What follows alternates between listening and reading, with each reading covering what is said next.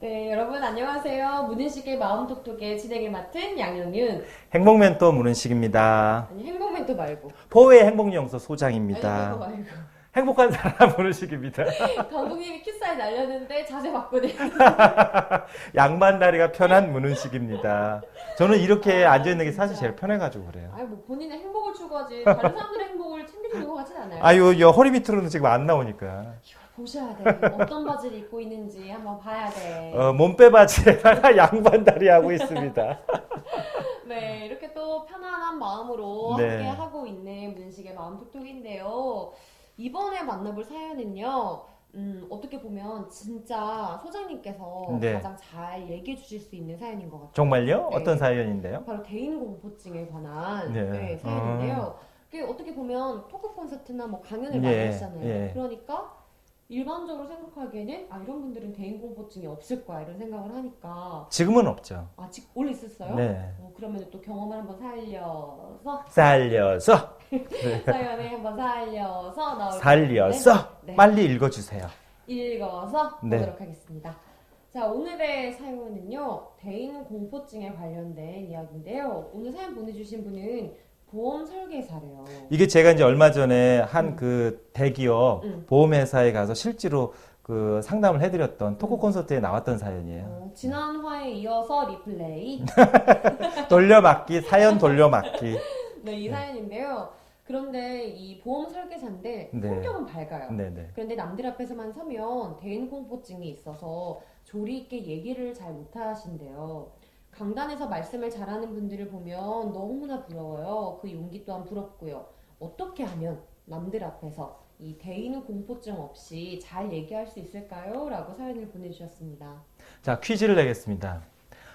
누구나 두려워하는 세 가지가 있다고 합니다. 인간이면 누구나 두려워하는 세 가지가 있다고 해요. 뭐가 있을까요? 사람, 사람? 죽음, 죽음?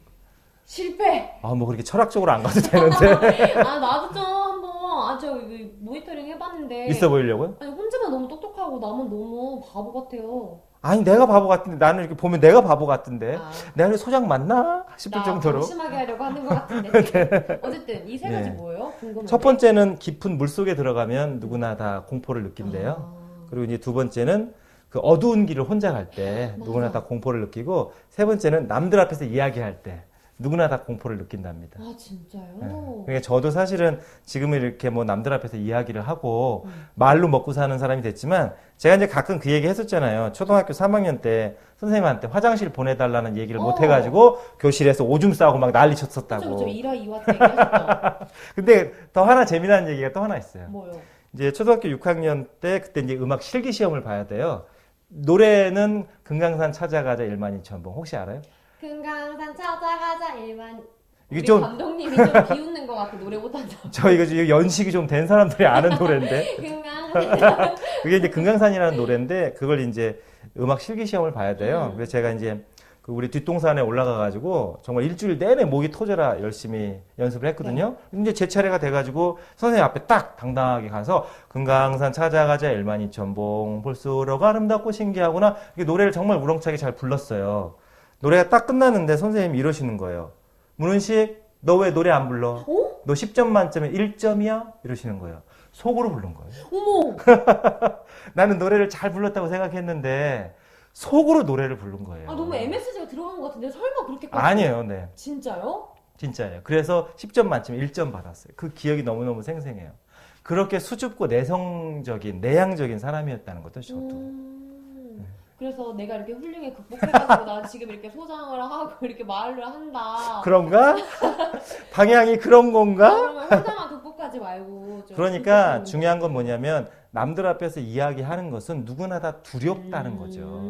이게 두려움을 느끼고 안 느끼는 게 중요한 게 아니라 제대로 훈련했느냐 안 했느냐의 차이가 있는 거예요. 네. 남들 앞에서 이야기를 잘하는 사람은 그만큼 이제 훈련을 끊임없이 정성스럽게 한 거고 훈련 받지 않은 사람이 남들 앞에서 조리 있게 얘기하는 것은 정말 어려운 일이죠. 네. 어려워요. 네, 그래서 이거는 나만 겪는 문제가 아니구나. 인간이면 누구나 이렇게 겪을 수 있는 문제구나. 그렇게 생각하시면 마음이 좀 편안해지잖아요. 그리고 이제 남들 앞에서 이야기를 잘할 수 있는 제가 좀 팁을 몇 가지 알려드릴 테니까 그걸 이제 현실 생활 속에서 실천하셨으면 좋겠어요. 펜 좀 빌려줘요. 적어보게. 적어봅시다.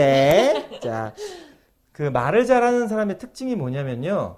원고를 잘 써서 읽는 것은 누구나 다 할 수 있잖아요. 네. 근데 말을 잘하는 사람들의 가장 중요한 특징 중에 하나는 자연스럽게 평소에 말하듯이 대중 앞에서도 한다는 거예요. 오. 뭐 김재동 씨나 뭐 유재석 씨나 이렇게 뭐 국민 멘토, 국민 MC로 불리는 사람들의 특징은 평소에도 말을 그렇게 한다는 거예요. 그러니까 일부러 잘하려고 한다거나 아니면 꾸며서 억양을 이렇게 만들어낸다거나 그게 아니라 평소에 말하듯이 하기 때문에 그게 자연스럽고 굉장히 이제 흡입력이 있게 다가온다는 네, 거죠. 네, 네. 그래서 중요한 건 말을 연습을 할 때 절대 강단에 서서 이 연사는 외칩니다! 이렇게 연습하면 그게 안 된다는 안 거예요. 된다. 네. 평소에 말하는 습관에 공을 들이는 게 훨씬 빠르고 정확한 말하기 연습의 지름길이라는 거죠. 오케이. 네. 스텝 2. 투, 스텝, 투, 빠밤. 그러면 어떤 사람들 앞에서 말하기 연습을 해야 되냐? 편안한 사람 앞에서 말하기 연습을 해야 돼요. 근데 사람들이 그런 거 다 놓치거든요. 편안한 사람. 네. 근데 막상 편한 사람 찾으려고 그러면 부모님 앞에서 하기도 좀 부끄럽고 네. 가족들 앞에서 하기도 좀 부끄럽고. 그러니까 친구들이 제일 좋아요. 나 이거 하면 되니까 봐봐. 약간 이렇게. 아니, 그게 아니고 친구들한테 이야기하는 것을 기회로 알라는 거예요. 그냥 내가, 야, 지금부터 내가 5분 동안 강연할 테니까 듣고 지적해줘? 그러면 오글거려가지고 하는 사람이나 듣는 사람이나 못해요. 그쵸. 그러니까 그냥 내가 마음속으로, 말은 평소에 편안한 사람들 앞에서 하듯이 해야 되는구나 라고 작정을 하고 편안한 지인이나 친구들하고 말할 때 그걸 연습 삼아서 공들여서 하라는 거예요. 좋았어. 네. 오늘 만났어. 이 일화를 강연하듯이 한번 해보겠습니다. 얘들아, 내가 이런 적이 있었는데 이러면서 연습 겸 수다로. 네. 좋은 그렇게 방법이네요. 단련을 해야 돼요.